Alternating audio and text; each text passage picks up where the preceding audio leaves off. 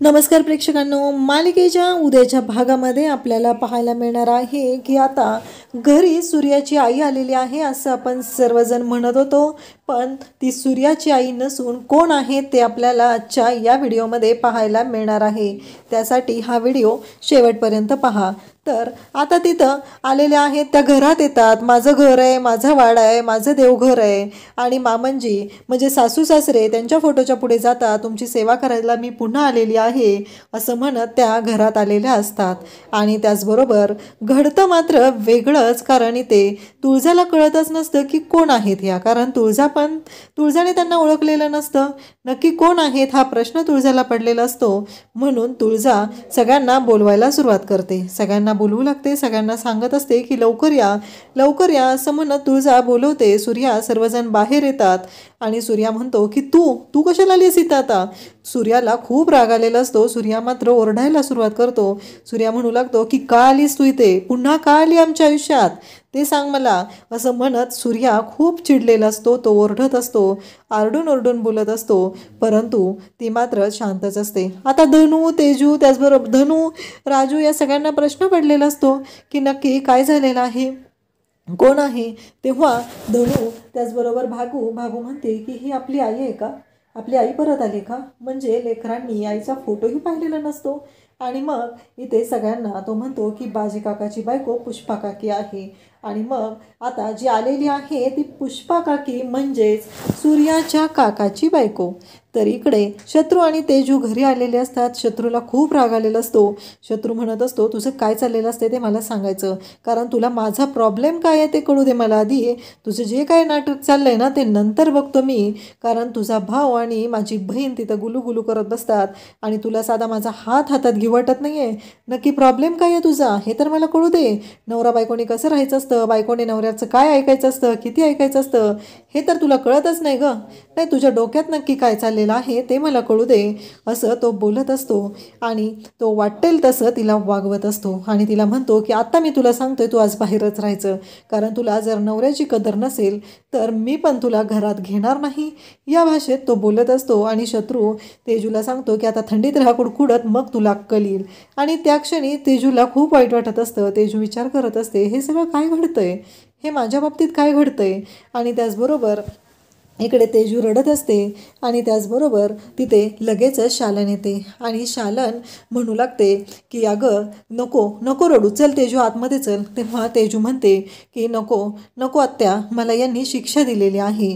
तेजूला ती म्हणत असते तो कोण आहे ग शिक्षा देणारा तुला, त्याची काय लायकी आहे, कारण त्याच्या इतक्या चुका आपण पोटात घातलेल्या आहेत आणि तो काय तुला शिक्षा देणार आहे, हे सगळं ती बोलत असते। तेव्हा तेजूला म्हणते हे बघ, तू जर आत आली नाही तर मी पण जाणार नाही, मी पण तुझ्याबरोबर इथेच राहणार आहे असं आता ती बोलत असते। तेव्हा मात्र तेजू म्हणत असते की नको आत्या। इकडे आता तुळजाच्या घरी म्हणजे सूर्याकडे खूपच गोंधळ चाललेला असतो। सूर्या भयानक चिडलेला असतो। सूर्या म्हणत असतो की नाही, आणि पोरी मात्र अगदी रडत पुष्पा काकी म्हणत पुष्पा काकीच्या जवळ गेलेल्या असतात।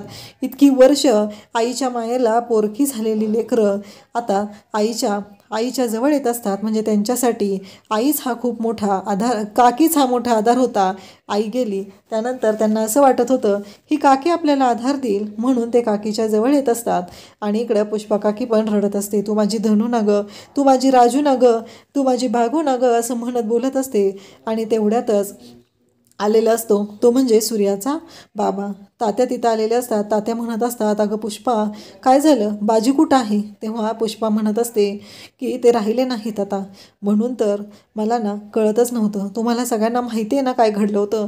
तेव्हा सूर्या म्हणत असतो की आली आता, पाहुणचार घ्यायचा आणि निघायचं, वाटायला लागायचं, इथं थांबायचं नाही आहे, कोणी रिकाम टेकडा नाही आहे इथं तुला सांभाळत बसायला, तू निघायचं, पाहुणचार घ्यायचं आणि निघायचं। तेव्हा मात्र ती सगळ्यांच्या जवळ जात असते। तेजूचं लग्न झालं, मला लोकांकडनं कळलं की तेजूचं लग्न झालेलं आहे आणि त्याचबरोबर तेजूला तिकडं दिलेलं आहे। आणि तुळजा तू ना माझ्या सूर्याची बायको ना गं, या घरात सून म्हणून आली, मला खरंच खूप बरं वाटलेलं आहे तू आलीस, त्यामुळं मला वाटलं की आता या घराचं चांगलं होणार आहे असं म्हणत पुष्पा तुळजाचं कौतुक करत असते। ती म्हणत असते रूपानं तू देखणी आहेस, पण त्याचबरोबर शालन वंशांच्या हाताखाली वाढलेली आहे, शालन वंशांची तू पोरगी आहे ना, खरंच मला खूप आधार वाटला. या घराला तू सावरू शकते. माझ्या सूर्याच्या आयुष्यात तू येऊन त्याच्या आयुष्याचं सोनं केलेलं आहे. तेव्हा सूर्या म्हणत असतो, नाही बाद झाला, त्याच्या आता तू निघायचं आहे. अजिबात मी ऐकून घेणार नाही. जेव्हा आम्हाला गरज होती तेव्हा तू आली नाहीस, तेव्हा तुला एकदाही वाटलं नाही की यावं, आणि आता तू आलेली आहे. अगं, जेव्हा आमची आई गेली घर आम्हाला सोडून, तेव्हा आम्ही तुझ्याकडे आई म्हणून पाहत होतो. आम्हाला असं वाटत होतं तू आमच्या आयुष्यात आई म्हणून राहशील, आई म्हणून आम्हाला सांभाळशील, आई म्हणून आधार देशील. पण नाही, तू ते केलं नाहीस, कारण तुला तुझा स्वार्थ महत्त्वाचा वाटला आणि तू आम्हाला सोडून गेली. आता बाजी गेलेला आहे हे कळल्यामुळं तात्यांना खूप वाईट वाटलेलं असतं, सूर्यालाही वाईट वाटलेलं असतं. कारण बाजी काका हे जग सोडून गेलेलं आहे, ह्या गोष्टीचं वाईट वाटतच असतं.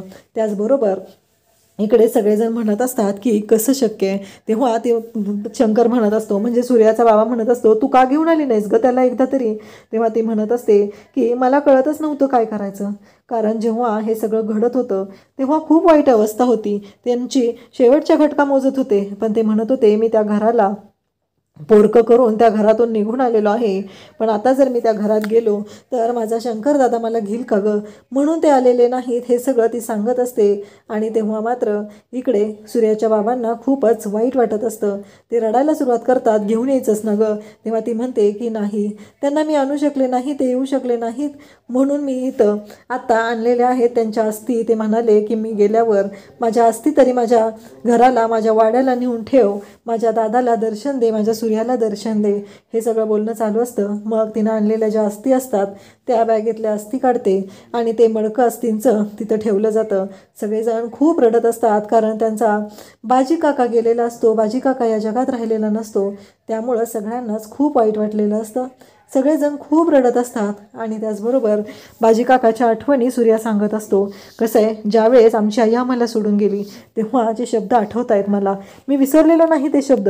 आम्हाला गरज होती तेव्हा, पण तेव्हा तू थांबली नाहीस, तू आम्हाला सोडून गेलीस. आणि बाजी काकाही गेला, माझी आई गेलेली होती, आम्ही सगळे पोरके झालेलो होतो, तेव्हा आम्हाला सगळ्यांना गरज होती. पण तुला मात्र जाणं गरजेचं वाटलं. जाताना बाजी काका काय म्हणाला होता, कारण जालिंदर दाजींनी सांभाळलेलं आहे म्हणून लोकांनी आपल्या तोंडात शेण घालायचं राहिले, आपल्याला जिवंत ठेवलेलं आहे, पण ह्या लोकांनी आपल्याला मारून टाकलं असतं. तुला नाही काय वाटत, पण मला राहायचं नाही इथं, म्हणून मी सोडून जाणार आहे. आणि असं म्हणत तुम्ही आम्हाला सोडून गेलेला होता. अगं, वेशीपर्यंत गावाच्या तुझ्या मागं आलेलो, जाऊ नकोस गं, कारण आमची आई आम्हाला सोडून गेली होती. आम्हाला फक्त एवढंच वाटत होतं की तू तरी आम्हाला आधार द्यावास, म्हणून तुझ्या मागं आलेलो होतो. हे सूर्या रडून रडून बोलत असतो आणि 20 वर्षापूर्वीची गोष्ट त्याला आठवत असते. त्याला वाईट वाटत असतं की आपल्या आईच्या माघारी पण हे सगळं झालेलं होतं. कारण इकडे बाजी काका म्हणत असतो की अरे, तुझी बायको गेली, पण तिने जाताना देवाचे दागिने घेऊन गेली, त्यामुळं लोकांनी आपल्यावरती किती आरोप केलेले आहेत हे सगळं बोललं जात असतं. शेवटी तिला आता राहायला परमिशन सूर्या देतो आणि आता पुष्पा काकीही यांच्यासोबत घरी राहणार असते. आता नक्की हे सगळं कशा पद्धतीनं घडणार आहे. आता पुष्पा काकी गोड बोलून तर घरात आलेली आहे, पण आता ते कॅरेक्टर कसं आहे हे आपल्या सर्वांना माहिती आहे. ती नक्की काय गोंधळ घालणार हे आपल्याला पुढे पाहायला मिळेल. अशाच अपडेट्ससाठी चॅनलला सबस्क्राईब करा. थँक्यू.